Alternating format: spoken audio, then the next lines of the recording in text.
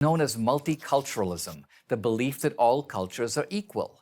Or to put it another way, no culture's values, art, music, political system, or literature are better or worse than any other. But is this really true? Some years ago, Nobel Prize-winning novelist Saul Bellow created a major controversy when he said, "Find me the Tolstoy of the Zulus or the Proust of the Papuans, and I would be happy to read him."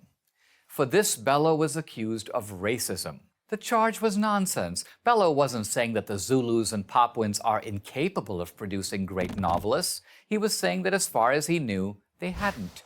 But just by raising the possibility that some cultures have contributed more than others, he violated the chief tenet of multiculturalism. What's going on, everyone? Subsequent here today, and welcome to Inconvenient Truths. Today's Inconvenient Truth, we're going to be focusing on multiculturalism, and it's an incoherent patchwork. As you know, multiculturalism, I just stated in the beginning of the intro, shout out to PragerU. I know some people don't like PragerU, but end of the day, PragerU breaks are like perfect clips for introducing concepts and ideas that people are not too familiar with in a very educational manner. And if you don't like it, you could look at multiculturalism from another perspective. But I digress. I wanted to kind of hone in on this today because, I don't know, with the mass immigration coming into the U.S., UK has been a testament of what happens when you have unchecked open borders, if I'm allowed to say that openly. And you see how the demographic changes. And this is, some people might call me a conspiracy theory, but replacement theory is a thing. Now, replacement theory is not based on ethnicity, ethnic groups.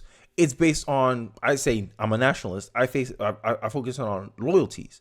You bring in a bunch of people who have more loyalties to their home country. They just can't make it out there economically. So they're making an economic migration into the U.S. That is, I believe, if you look at immigration, illegal immigration specifically, most of it is due to economics, not due to political prosecution or asylum seeking. They're here to just find a better job. They're treating America like an economic zone. They treat UK as an economic zone. And this is kind of the philosophy that a lot of conservatives kind of fight heavy against. Because conservatives believe, hey, we have a culture. We have an American way of doing things. We have American excellence. We can't jeopardize this. This is the ideas of the country that the founding fathers founded, and that was created to be the economic powerhouse it was in the past. And now we're letting a bunch of immigrants come over here, telling us that we need to have Spanish translated. And I'm sorry, I know I have a Hispanic wife, but Hispanics are very bad at assimilating. I'm talking about the ones that come over the border for the most part, anyway, right? Because I seen multiculturalism firsthand. I used to live in Miami. Right, we had Little Havana, Hialeah, and these places, if you go there, it's like a different country. It feels like a different country. You're like, damn, things are in Spanish, even though it's in English. People don't talk English here, right? And I think multiculturalism creates friction within a nation, right? Because end of the day, as bad as it sounds, humans, we are tribal people, and if we have different tribes inside a singular continent, you expect war, you expect division.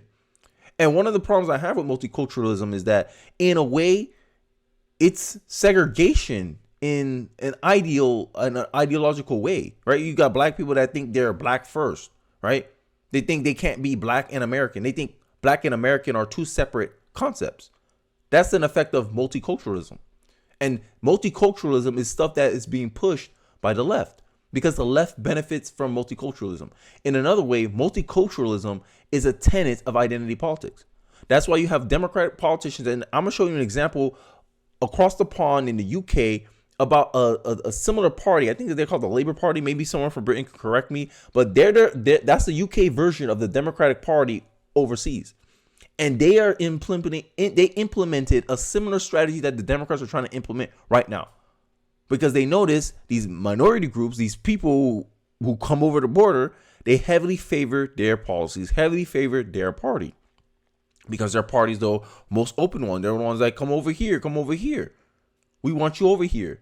Change the whole demographic change. Because Democrats' political power relies on demographic change. But at what cost?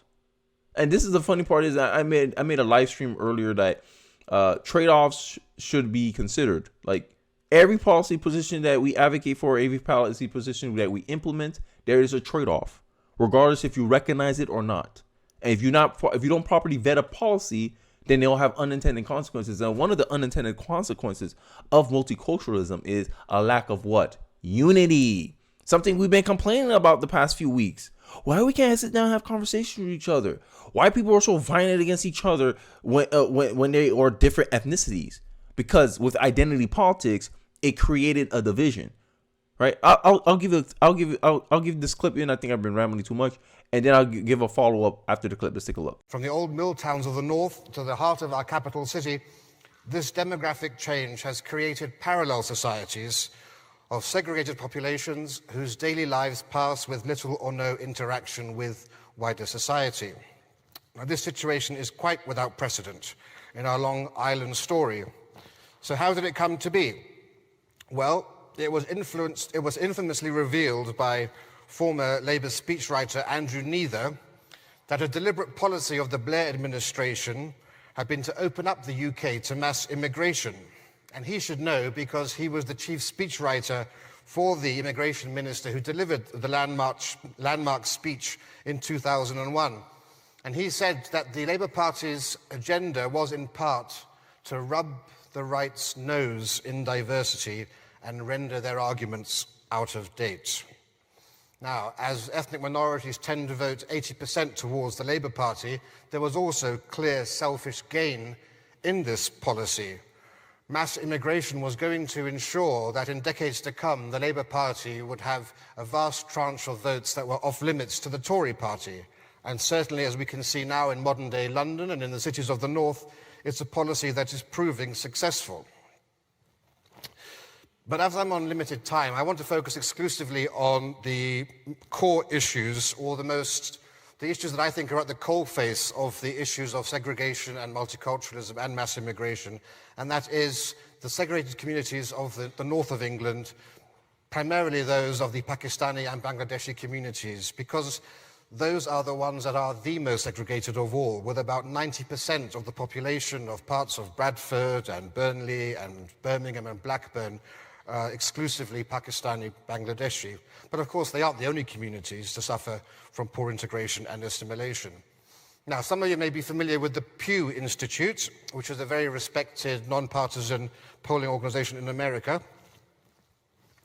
And they have released polling showing that British Muslims have a far stronger identity with Islam and with being Muslims than other comparable countries on the continent, which is quite surprising. 81% of British Muslims think of themselves as Muslims rather than British.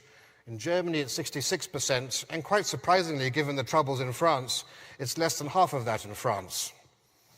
Furthermore, whilst 6% of German Muslims and 4% of French Muslims sympathize with Islamic fundamentalists, in Britain, this figure is an alarming 15%. So as you can see, the UK has some high ass crime rates, right? And it goes back to, like, we saw in the UK, people identify themselves as Muslim first, and not necessarily, that's not a problem. But the problem I have with it is that it's like you're waiting for there's a phrase there, the enemy within is greater than the enemy outside. And that's how it is. This is like all countries fall from within, right? So if it was like this is the inherent risk of what happens when a country doesn't properly assimilate its citizens, right?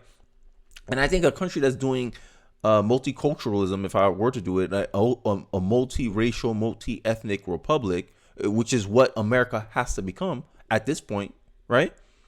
I believe that we all have to have shared values, a shared culture, right? And a shared groups of principles. And Dubai is another example of a multicultural city, right? Now, some people will say, well, Dubai has some tradition, right? They're more of a conservative state. And I believe that's one of the advantages of having a conservative country. This is the problem of why why conservatives fight so hard for having norms, expectations. This is why a lot of conservatives believe shame should come back. Because in a way, it creates an incentive structure where you not force people, but you nudge people to like respect the country. You have illegal immigrants coming over here on the border in the U.S. that have no respect for law enforcement, have no respect for our laws, our culture, our principles. They come here. I'm not going to learn English. You better translate this stuff in Spanish. And we pamper them.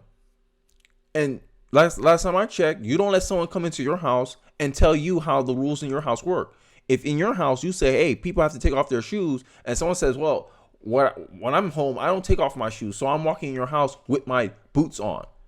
What will happen? What will happen? You kick them out, or you say, hey, you either comply or you're out of here, because we're not going to condone you disrespecting my house. Now let's just scale it to a nation. Essentially, this is what we're doing. You can't have a German citizenship unless you know German. All the things are in German. You want a job, you have to know German. There's not this over catering. I think as a nation, as America, Britain, even some parts in France, I think we're becoming too over catered to immigrants, migrants. And I blame the liberals in UK, France, and the US, because they have this perpetuating self-hate, as you saw in the intro, where we like, yo, like some cultures are objectively better than others.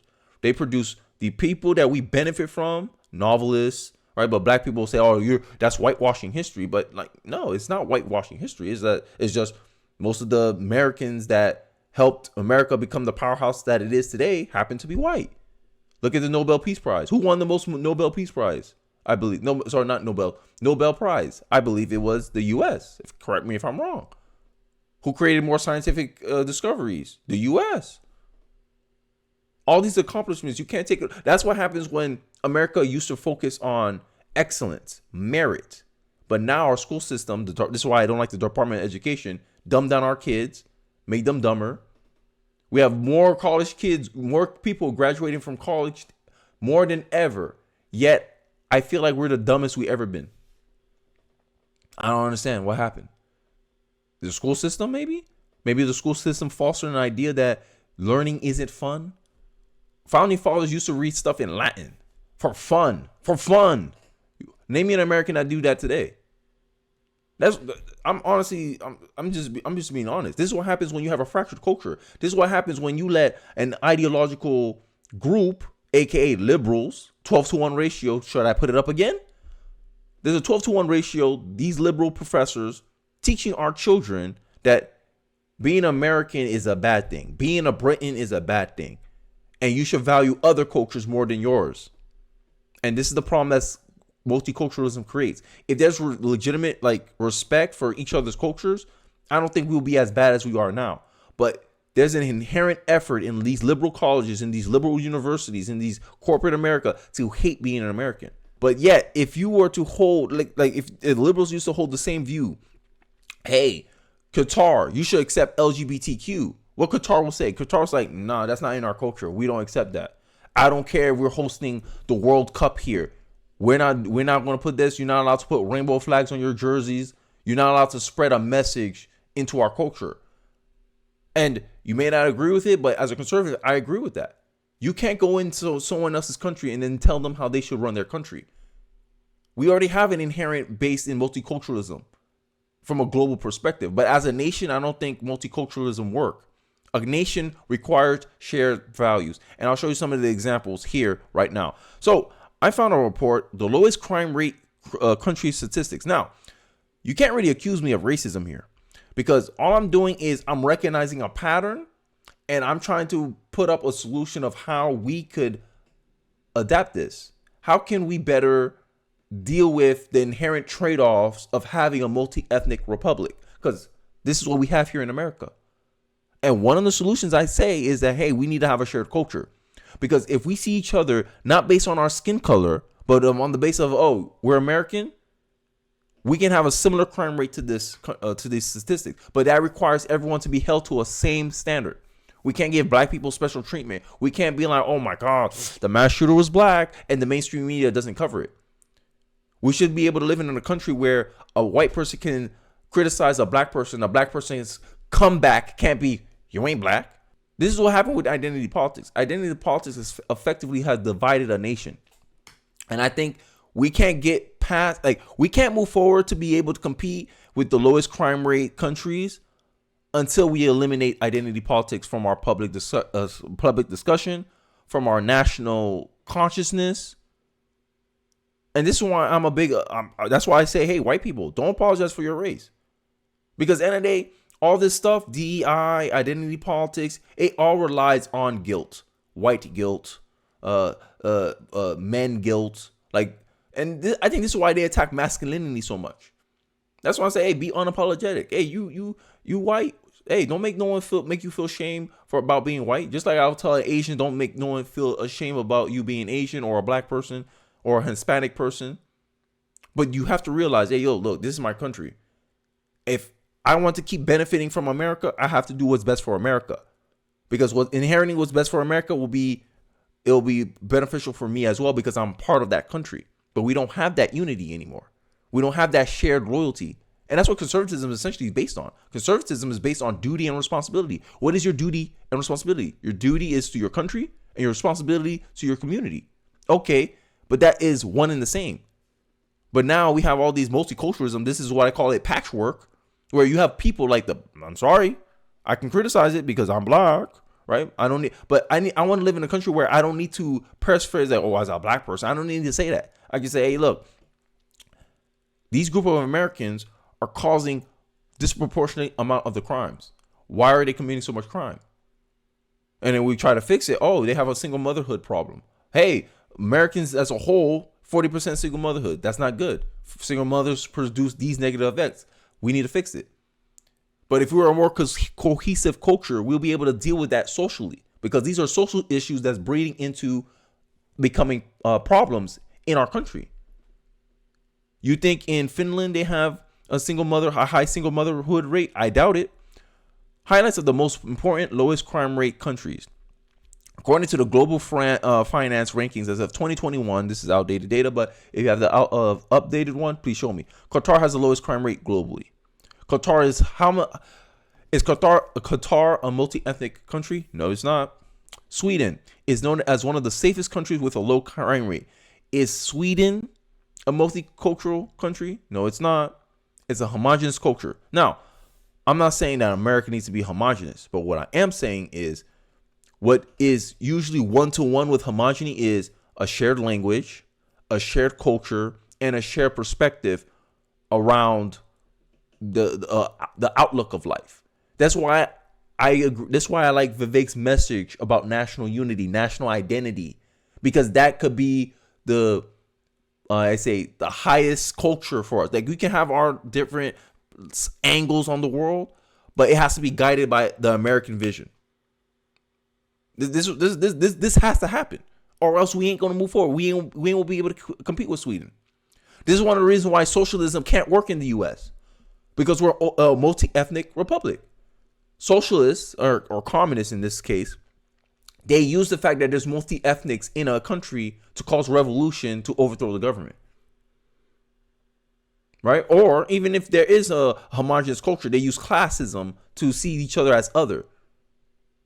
But in the same breath, you expect everyone to be like, oh, yeah, we're all going to pay 50% of our income for benefits for the whole entire country. You only can do that in a homogenous culture. So, hey, that's the truth. That's the reality.